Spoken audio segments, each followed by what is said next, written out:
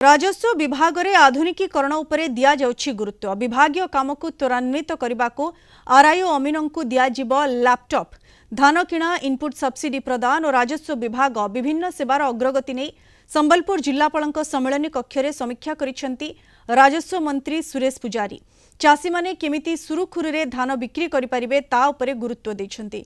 वसुंधरा योजना रे परिवर्तन हेबो। आउ आगकू वसुंधरा योजना रे पाइथिबा जमी को लोकमाने बिक्री करि परिबेनी। 4 डेसिमिल रु कम जमी थिबा लोके भूमिहीन रे गणति हेबे। 4 डेसिमिल जेतिकी जमी कम थिबो हिताधिकारी को आउ सेतिकी जमी राज्य सरकार प्रदान करिवे। राजस्व विभाग रे काम को त्वरान्वित करबाकू आरआईओ अमीन को दियाजिब लैपटॉप। रिलीफ शब्द उच्छेद हेबानी मंत्री सुरेश पुजारी सूचना दैछंती। धान संग्रह काम मोटामोटी ठीक ठाक चली एवं तार गति धीरे धीरे बढ़ाटा आरंभ कलानी।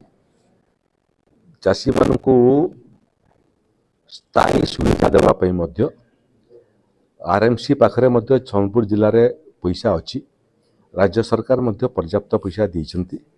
वर्क ऑर्डर इश्यू होलानी। समस्त धान विक्रय केन्द्र को आधुनिकीकरण करने एवं जोटा टेम्परारी सेट करके धान संग्रह कला समय रखुचंती।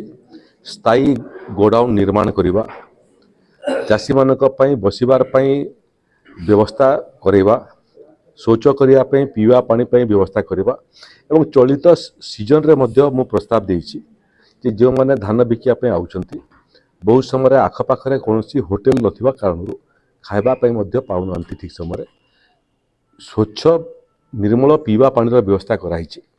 गुड़िए मार्केट यार्ड रे आरंभ करने मुझे कही जे एसएचजी मध्यम जो मैंने धान बिकिया आउचंती तांको पई भोजन रो व्यवस्था कौन हो पार से बाबद आज से परामर्श देइछि एवं से सोनपुर प्रशासन करने जाउछि।